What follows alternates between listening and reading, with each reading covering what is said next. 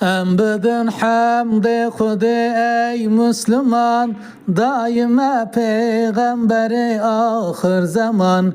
Ev Xudaye gu hidayet daime, nimeta hoş dini İslam daime.